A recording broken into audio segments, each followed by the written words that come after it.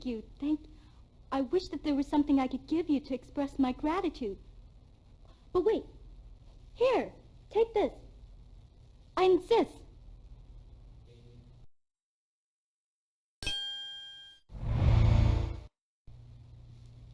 That particular miracle instrument you just acquired, or rather its bigger cousin, the clock, made possible a number of scientific advancements.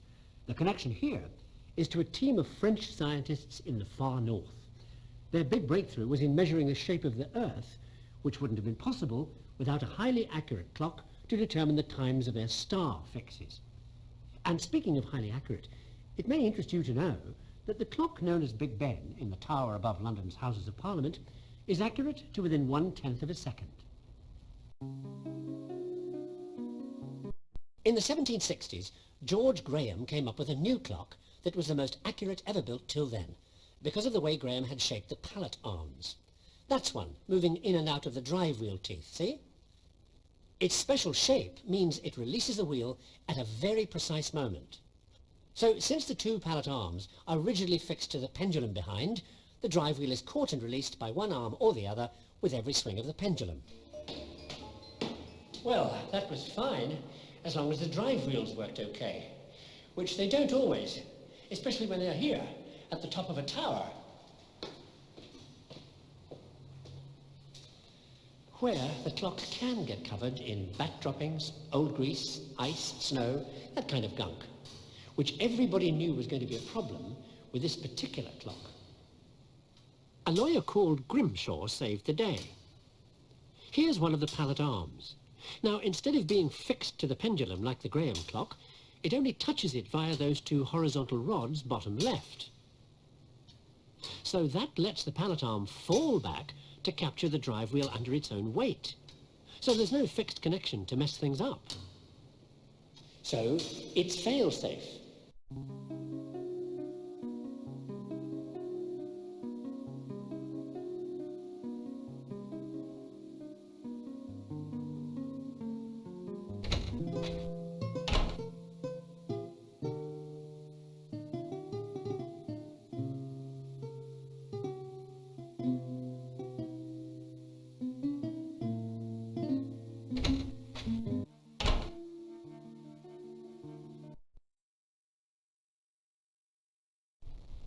Darndest thing. I mean, it's one thing if you're looking at the moon. Who cares if the moon is upside down? Oh, hello. You here for a math lesson? I'm afraid I can't be bothered with that right now. It's the darndest thing. Here, look at this. Is that the way it's supposed to be? I don't think so. It's the darndest thing. And what's this world coming to?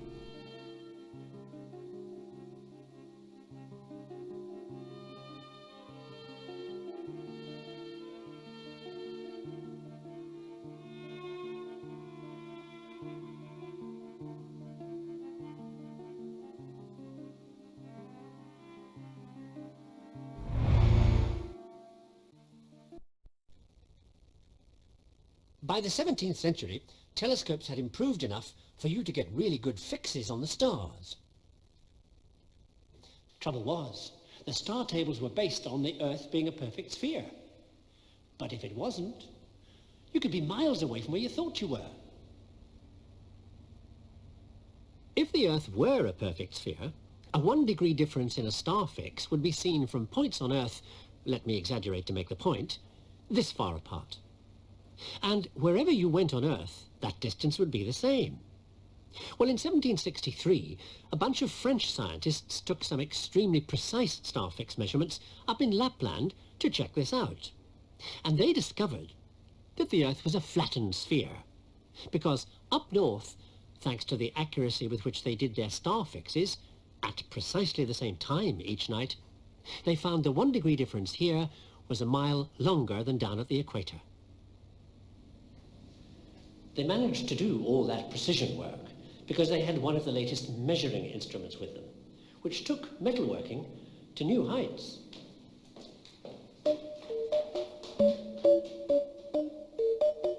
This is the miracle machine, George Graham's clock.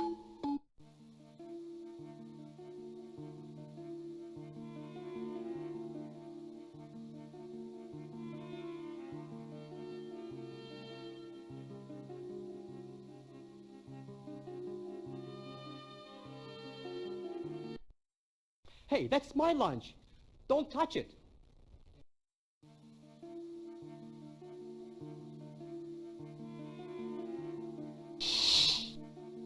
That's a work in progress. It's a shrinking machine, but it isn't working right now. The timer's broken, and with a shrinking machine, timing is everything. Also, there's got to be a better way to insulate this oscillator. Oh well, otherwise, it's working fine.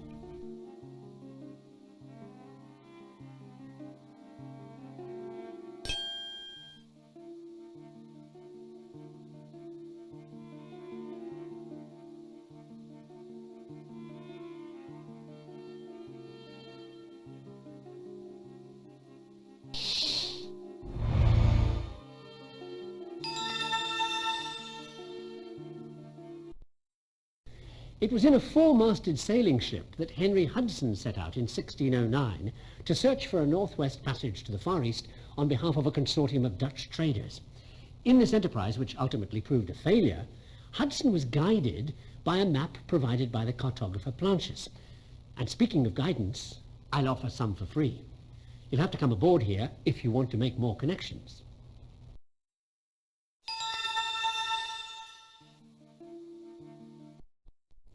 16th and 17th century Dutch traders were among the first to rendezvous out here in Southeast Asia, with the trading junks bringing cargoes of lacquered furniture and all kinds of other profitable goodies out of China. Unfortunately, right from the start, the Dutch had a small problem with actually getting to the rendezvous. Take a look at this map. We are here. Now at the time, there's only two ways to get here from Holland. This way, south and across the Pacific, and this way, south, around Africa. This route is sewn up by the Portuguese, and this route by the Spanish. You try either way, and you got blown out of the water, which wasn't going to stop the Dutch. All the explorers and investors from the 6 main Dutch ports got together, set up a joint venture called the Dutch East India Company, and started looking at ways around this minor problem of how to get all that profit out east. And once they'd started really thinking about the problem, the solution appeared to be idiotically simple. If you couldn't go south, go north. You're smiling because you know what they didn't, because it wasn't on their maps, because they didn't know it existed. This.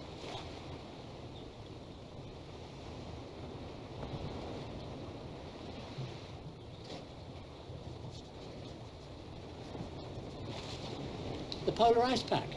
Still, ignorance is bliss.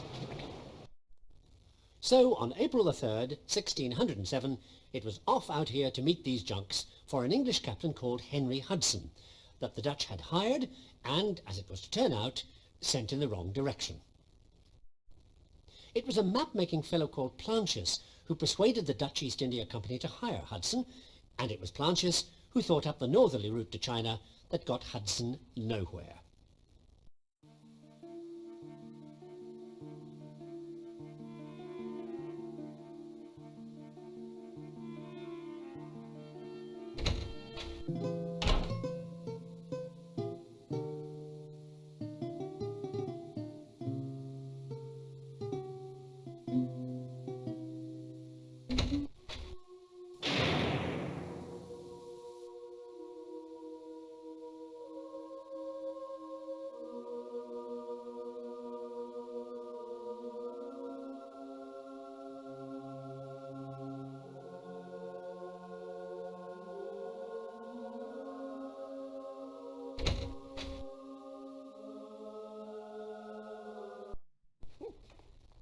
Oh dear, oh dear, oh dear.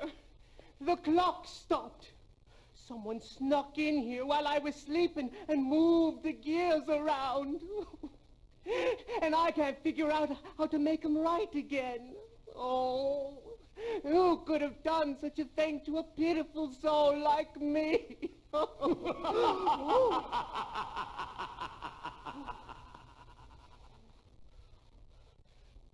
Can you help me?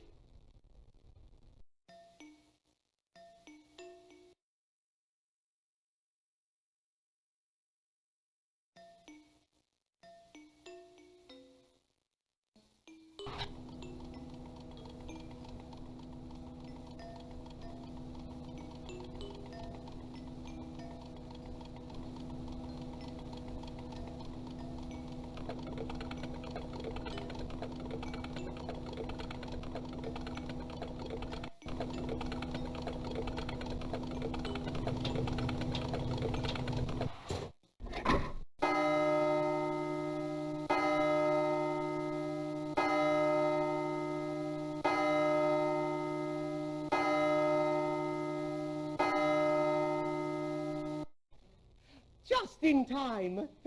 Here, take this. I want you to have it. It's adjustable.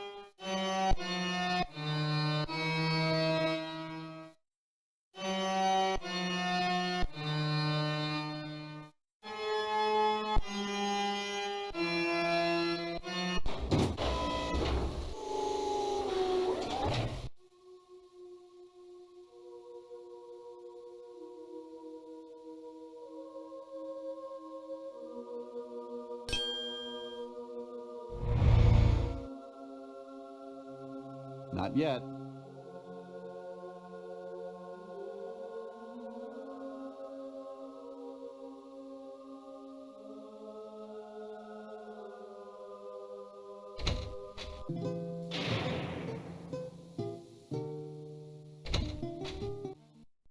Ah, you've been out in the world, and now you have returned.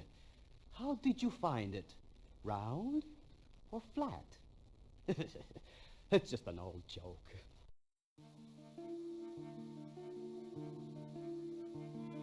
Not yet.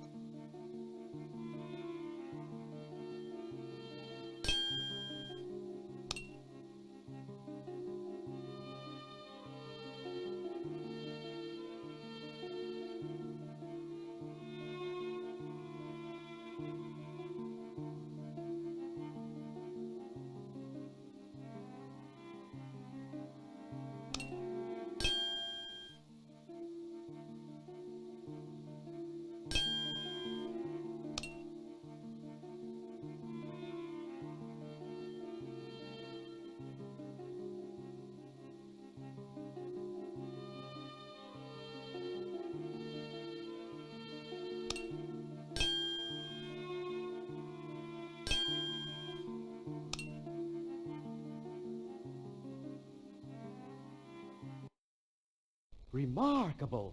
Now I won't have to hang upside down from the ceiling while trying to prove Copernicus's theory. Here. It's a tuna salad on rye. My favorite. You deserve it. Enjoy. Enjoy.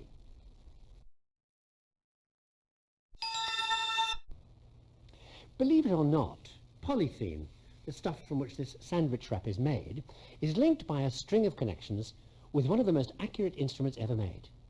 But its immediate connection is by way of something you use every day. One hopes.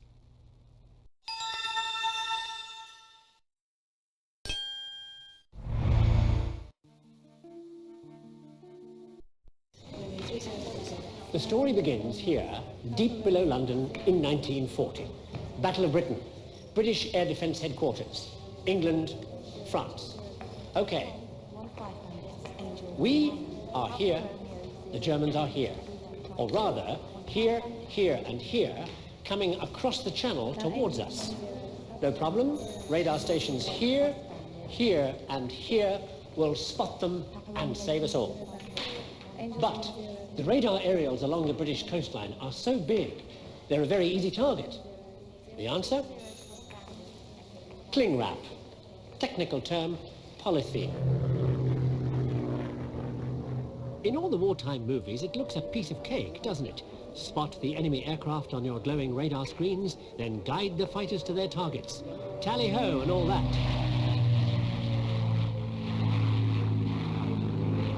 Except the easiest target for the enemy is big radar aerials. Small aerials are safer, but they make small signals that need special insulation. But what insulation? Polythene turned out to be great insulation. One of the ways you make polythene is by blowing bubbles of it when it's melted. Makes thin films like this. Just like soap bubbles like this.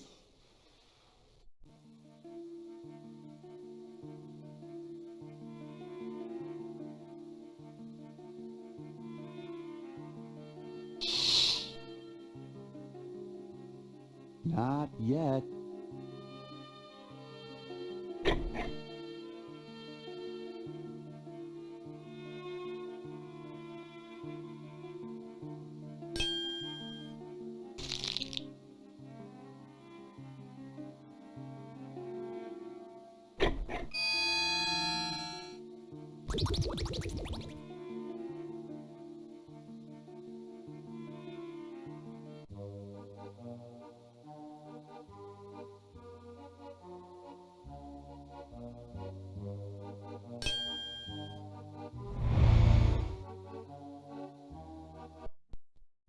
Some of the earliest printed maps were published because of the 17th century printing empire of Christopher Plantin of Antwerp. The map that Henry Hudson used in searching for a northwest passage was made by one of Plantin's team of experts. That's one connection. Plantin's business had been given its first big boost when he was commissioned to produce 1,000 copies of a special new Bible. That's the other connection. In mid-16th century, Luther was persuading Catholics to go Protestant in droves. In 1565, after a top-level meeting, Rome decided, 1, get the crowds back with music and decor like this. 2, get people like Plantin to publish an unprecedented number of new standardized Bibles. 3, start a Jesuit crackdown. 4, discourage free thinking with a list of prohibited books. One of the first books on that list was written by a Pole called Copernicus, who reckoned that the Earth wasn't the center of the universe, which Rome said it was. Now, nobody took what Copernicus had said seriously until 1610, when here, just outside Florence, an Italian math professor called Galileo, living in the nearby village of Arcetri, published descriptions of what he'd seen the previous year when he'd looked up at the sky through an amazing Dutch gizmo. It was called a telescope.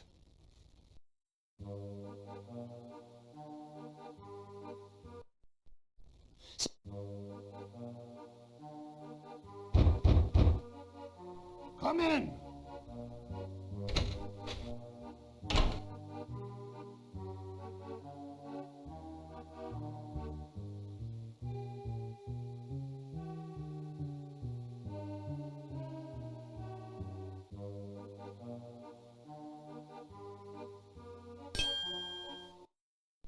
What do I want with a map of India, you barnacled buffoon?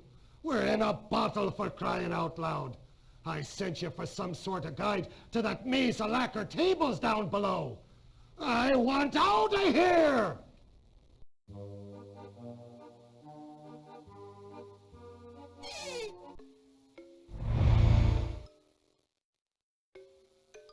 Real lacquerwork stuff from the Far East was turning up in Europe by 1610, but it was such a smash hit, prices went through the roof. Of course, it wasn't just furniture that cost a lot. A dealer could make 150% on pretty much anything he wanted to bring back from the Far East. And there was one particular bunch of Europeans who could never resist the opportunity to make that kind of profit: the Dutch. By the 17th century, Europe's #1 mail-order company. We will get you anything, they said, from anywhere, for the right price.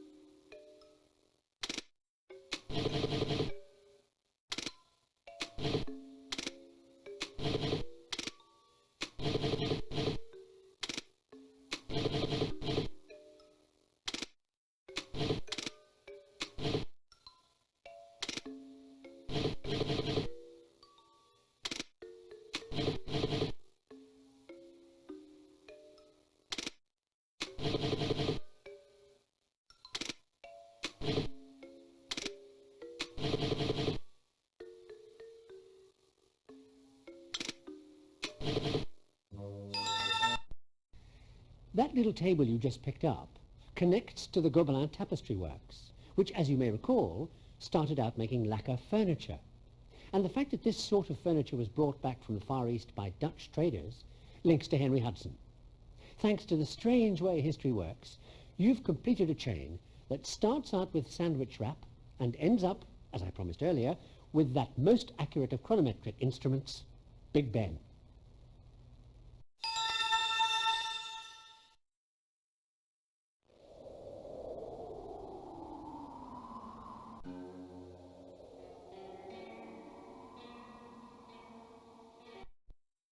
Hello. Won't you join me for a cup of tea? Let's have some fun with this. What do you say? I'm very fond of match puzzles, and I've got a great one for you. You solve it, and I'll give you your cup of tea. Okay. Remove 3 matches to leave just 3 of the same size squares.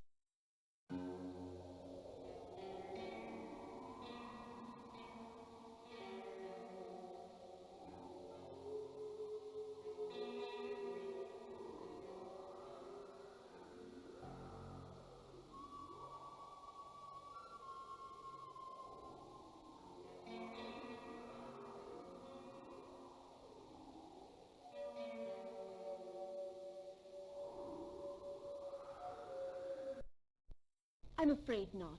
Why don't you try it again?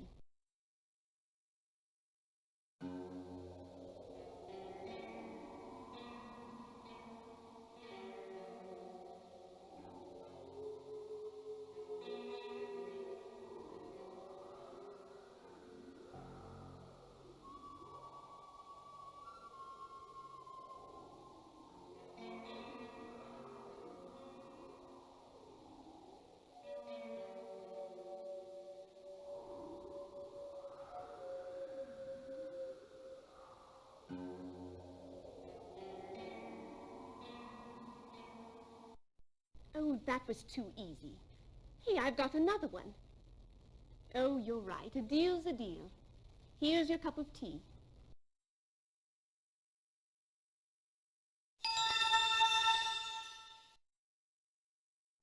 Teacups like this one and other porcelain things from China were tremendously popular with the Dutch in the 17th century. Imitation Chinese porcelain from Holland is the clue here for a connection to an English teacup maker called Wedgwood.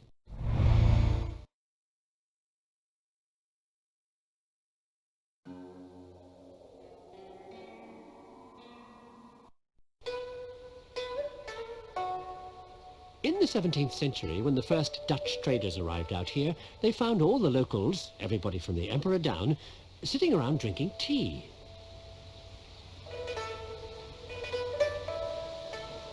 Well, not just drinking tea. Drinking tea. And at the same time, asking questions like, what is the sound of one hand clapping?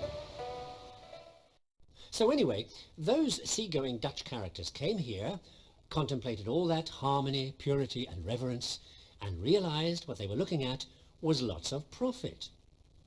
For European tea importers throughout the rest of the century, what turned out to be absolutely their customer's cup of tea wasn't the tea.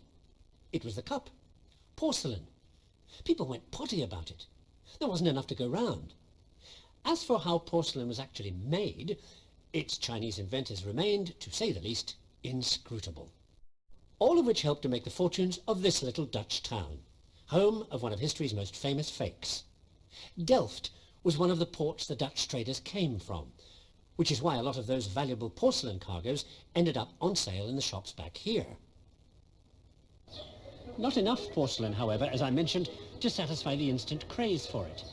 And that's where the famous fake comes in. You probably own some. It was called Delftware.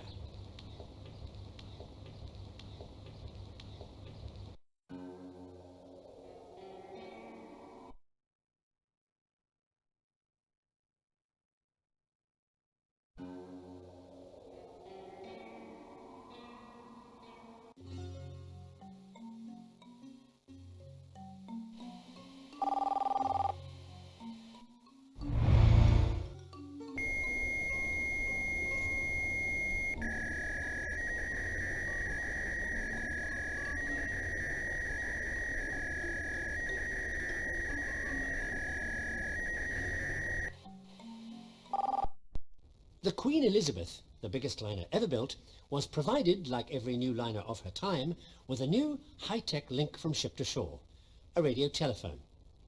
A transatlantic call lasting 3 minutes cost nothing, a few $1,000s. So now the super-rich could stay in touch with their stockbroker. Well, maybe. Because the only trouble with this was the hiss. In 1930, the Bell telephone people put an engineer called Jansky onto the problem. Turned out to be static. You usually get it from thunderstorms and cars and such. But in this case, there was more to it than that. The static was pretty constant. Well, it didn't take Jansky long to put up an antenna and find out where the hiss was coming from. Not storms or cars. Up there. And the weirdest thing was, the source of the static drifted across the sky on exactly the same track at exactly the same rate every day. And it did so 4 minutes later every day. Jansky's assistant was an astronomer, and he said that's what stars do. Because of the Earth's orbit, stars appear to drift across the sky 4 minutes later every day. Good heavens, this was extraterrestrial static. In 1965, 2 American scientists pulled everything together when they found static coming from all over the universe.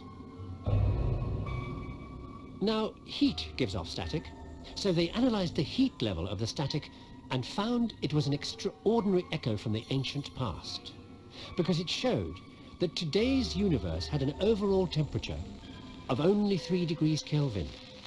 Remember the Kelvin scale? In other words, the cosmos was only 3 degrees above absolute zero. That's the temperature the whole universe should have come down to if it had started cooling down after a hot Big Bang 15 billion years ago.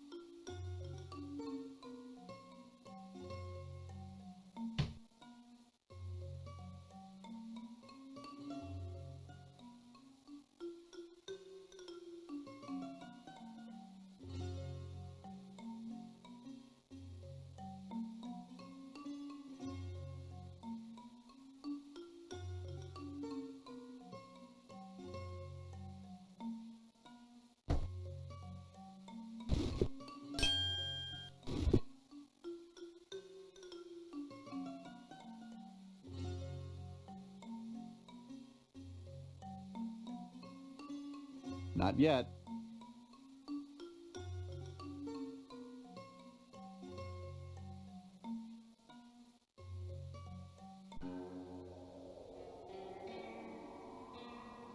Not yet.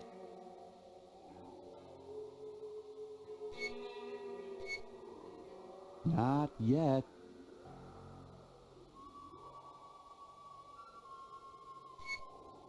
Not yet.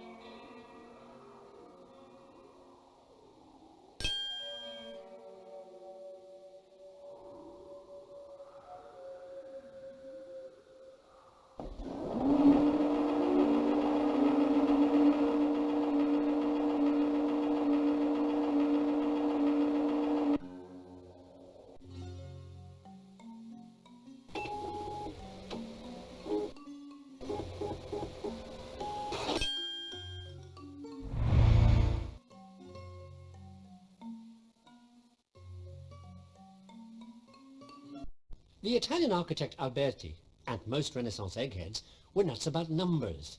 They thought there were special numbers that would give them the secret of the universe and all that.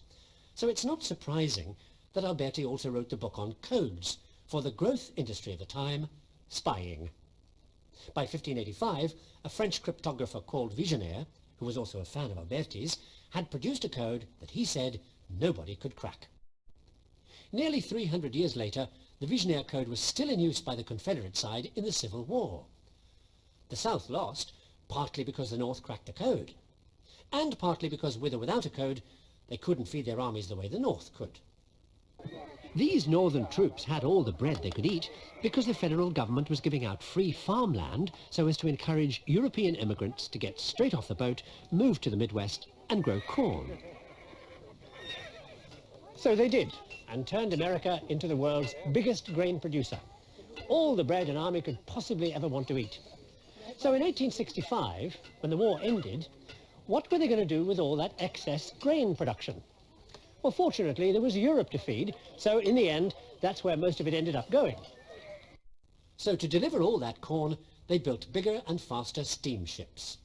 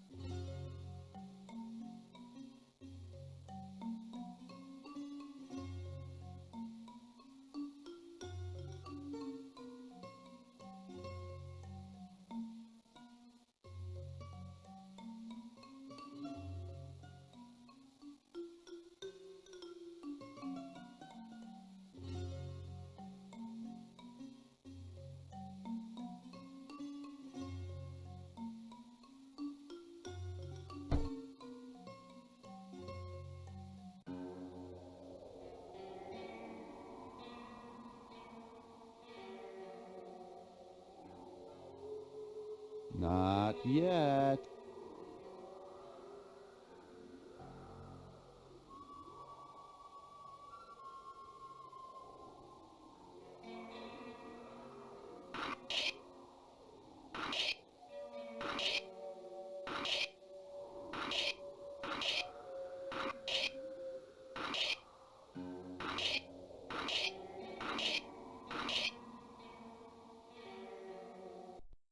Do you know the password?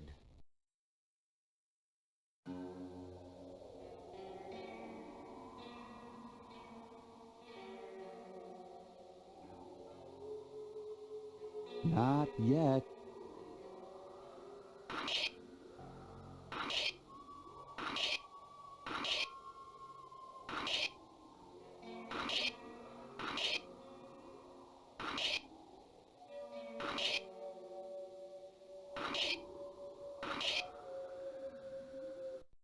Do you know the password?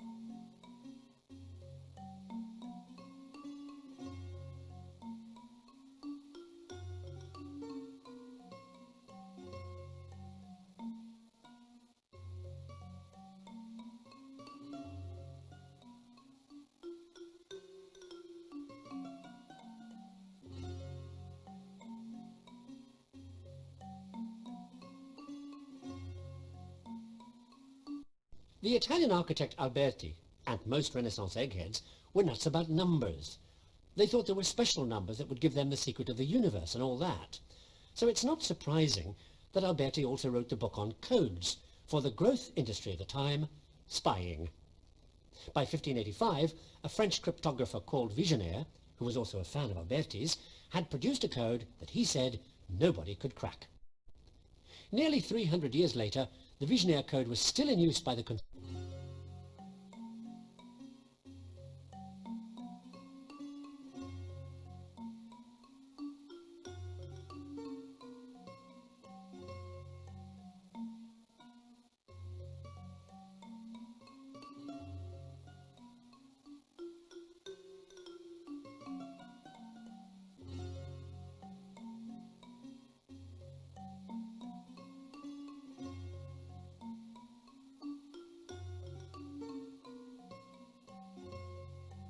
The Italian architect Alberti and most Renaissance eggheads were nuts about numbers.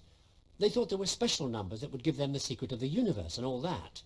So it's not surprising that Alberti also wrote the book on codes for the growth industry of the time, spying. By 1585, a French cryptographer called Vigenère, who was also a fan of Alberti's, had produced a code that he said nobody could crack.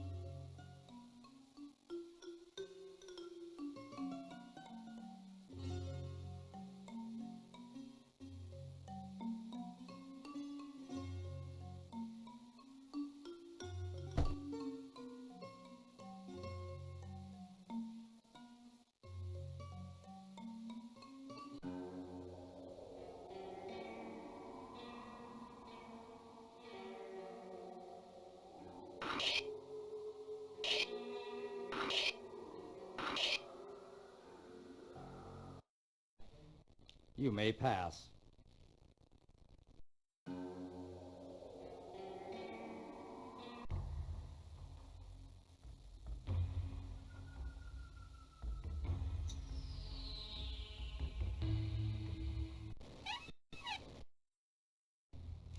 Hi, honey. How was school?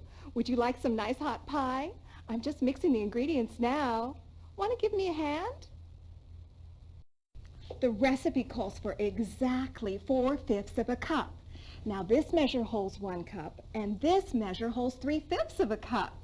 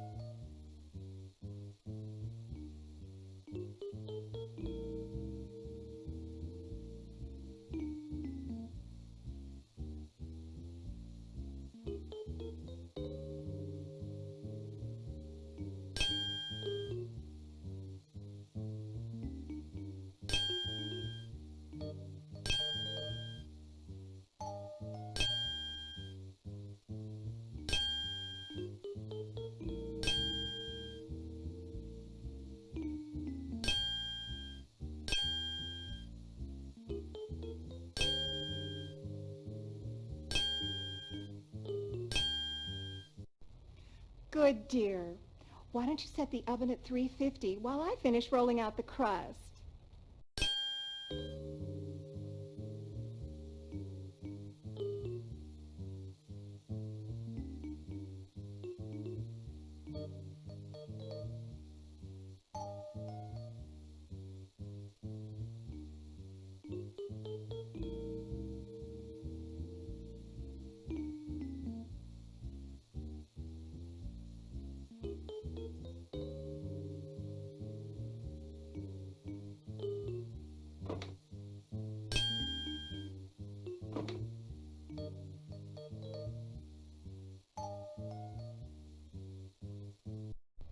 Not so fast, young man. You're not getting out of here without trying some of my pie.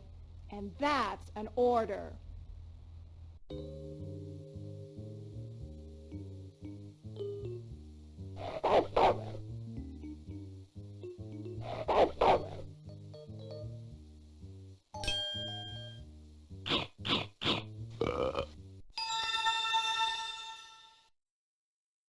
Those were supposed to be guppies.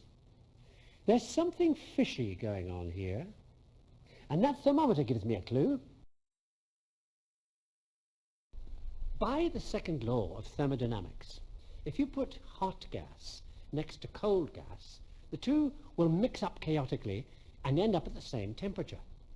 Now, one day, a guy called Maxwell imagined